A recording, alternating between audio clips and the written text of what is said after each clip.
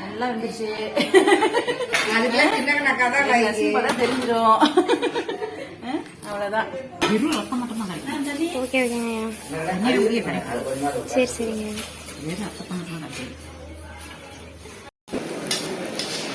Ready. Hello friends, welcome to சாரதாவின் kitchen. இன்றைக்கி ஆட்டுக்குடல் சூப்பு, அப்புறம் ஆட்டுக்குடல் ரத்தம் வறுவல் எப்படி செய்யுதுன்னு பார்க்க போகிறோம். இது எங்கள் ஃபேமிலியில் ஒரு சின்ன ஃபங்க்ஷன். அந்த ஃபங்க்ஷனில் எல்லோரும் சேர்ந்து செஞ்சோம். எங்கள் ஃபேமிலியில் இருக்க மெம்பர்ஸ் எல்லாம் சேர்ந்து செஞ்ச குடல் ரத்தம் வறுவல். அதுக்கு முதல்ல குடல் ரத்தத்தை நல்லா சுத்தமாக கழுவிக்கணும். ஒரு பெரிய பக்கெட்டில் குடல் எடுத்து போட்டு நல்லா அலசி எடுத்துக்கணும். ஏன்னா ஆடு சாப்பிட்ட இலை தலையெல்லாம் டைஜஷன் ஆகாமல் குடலுக்குள்ளே தான் இருக்கும். அது நல்லா கழுவலை அப்படின்னா குடல் ரத்தம் ஒரு வாடை அடிக்கும். அதனால் சுத்தமாக கழுவிக்கணும். அவங்களே கழுவி தான் தருவாங்க. இருந்தாலும் நாம் ஒரு தடவைக்கு 3 தடவை நல்லா தண்ணி ஊற்றி நல்லா தேய்ச்சி கழுவி எடுத்துடணும். பாருங்கள் எப்படி கழுவி, அதுக்குள்ளேலாம் எவ்வளோ அழுக்கு வருதுன்னு பாருங்கள். நல்லா தேய்ச்சி உருவி எடுத்துடணும். பார்த்திங்களா எப்படி அழுக்கு வருதுன்னு. எடுத்துகிட்டு தண்ணி நல்லா வடிச்சுக்கலாம்.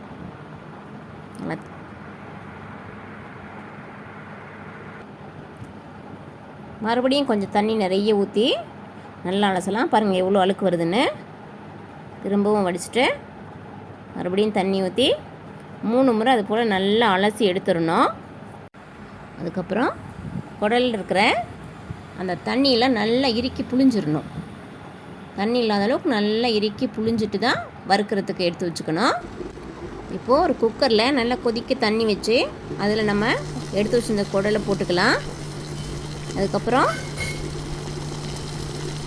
நல்லா மிக்ஸ் பண்ணிவிட்டு கொஞ்சம் மஞ்சள் தூள், கொஞ்சம் இஞ்சி பூண்டு பேஸ்ட்டு, உப்பு கொஞ்சம் போட்டு நல்லா மிக்ஸ் பண்ணிக்கலாம்.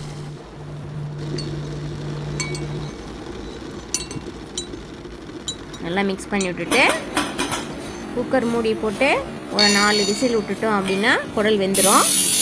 பாருங்கள் விசில் வெந்துருச்சு. இப்போ குடல் வெந்துருச்சான்னு பார்க்கலாம்.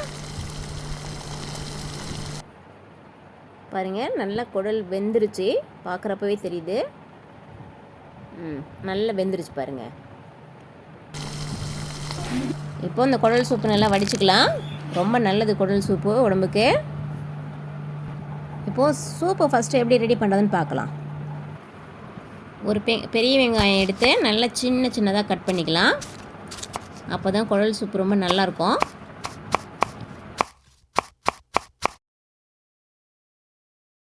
பச்சை மிளகாய் 2 சின்னதாக கட் பண்ணி போட்டுக்கலாம். தேவைன்னா போட்டுக்கோங்க. அதில் இருக்கிற காரமே உங்களுக்கு போதும் அப்படின்னா பச்சை மிளகாய் தேவையில்லை. கொத்தமல்லி நல்லா சின்னதாக கட் பண்ணி போட்டுக்கலாம். லாஸ்ட்டாக கொஞ்சம் பெப்பர் போட்டு நல்லா மிக்ஸ் பண்ணி விட்டுட்டு எடுத்து குழந்தைங்கள்லேருந்து பெரியவங்க வரைக்கும் கொடுத்துடலாம். ரொம்ப உடம்புக்கு நல்லது. பாருங்கள் குடல் சூப் அருமையாக ரெடி ஆயிடுச்சு. சரி, இப்போது வறுவல் எப்படி செய்யுதுன்னு பார்க்கலாம். அதுக்கு எடுத்து வச்சுருந்த ரத்தத்தை நல்லா கரைச்சிக்கலாம். அதுலேயே கொஞ்சம் தண்ணி விட்டுருக்கோம். அந்த தண்ணியோடு கரைச்சாலே போதும். நல்லா கரைச்சிக்கலாம் ரத்தத்தை. எக்ஸ்ட்ரா தண்ணியில் எதுவும் ஊற்ற வேண்டியதில்லை. அப்படியே நல்லா கரைச்சிக்கலாம். பாருங்கள் இது போல் நல்லா கரைச்சி எடுத்து வச்சுக்கலாம். அடுத்து பெரிய வெங்காயம் ஒன்று நல்லா சின்னதாக கட் பண்ணிக்கலாம். நாங்கள் கொஞ்சம் நிறைய செய்தனா 2 வெங்காயம் கட் பண்ணிக்கிட்டோம். ஒரு வடை சட்டி எடுத்து தேவையான அளவு ஆயில் ஊற்றிக்கலாம். கடுகு போடலாம். கடுகு பொரிட்டோம். இப்போ பச்சை மிளகாவும் வரமிளகாவும் காரத்துக்கு தகுந்த அளவு போட்டுக்கலாம். கொஞ்சம் குடல் ரத்தம் காரம் கம்மியாக இருந்தால் தான் நல்லாயிருக்கும். போட்டு இதை நல்லா வறுத்துக்கலாம் ஃபஸ்ட்டு. அதுக்கப்புறம் கட் பண்ணி வச்சுருந்த வெங்காயத்தை போட்டு நல்லா மிக்ஸ் பண்ணிக்கலாம். இஞ்சி பூண்டு பேஸ்ட்டு சும்மா ஒரே 1 ஸ்பூன் அளவு போட்டால் போதும். போட்டு மிக்ஸ் பண்ணிவிட்டு ரத்தத்தை எடுத்து ஊற்றி கொஞ்சம் கலர் மாறுற அளவுக்கு வறுத்துடலாம். ஃபஸ்ட்டு ரத்தத்தை தான் வறுக்கணும். ஏன்னா ஏற்கனவே குடல் வேக வச்சு எடுத்து வச்சுட்டோம். இப்போது ரத்தத்தை நல்லா வறுத்துட்டு பாருங்கள் கலர் சேஞ்ச் ஆகிட்டே இருக்குது. இன்னும் நல்லா சேஞ்ச் ஆகணும். அந்தளவுக்கு ரத்தத்தை ஃபஸ்ட்டு வறுத்துக்கலாம். பாருங்கள் எந்தளவு கலர் மாறி இருக்குன்னு. அதுக்கப்புறம் நம்ம வேக வச்சுருந்தோம் இல்லையா குடல், அது இதில் போட்டு நல்லா மிக்ஸ் பண்ணிக்கலாம். இது ரெண்டும் சேர்ந்து கொஞ்சம் நேரம் நல்லா வேகட்டும். சாப்பிட்டு பாருங்கள். உப்பு கொஞ்சம் தேவைன்னா கொஞ்சம் ஆட் பண்ணிக்கோங்க கூட.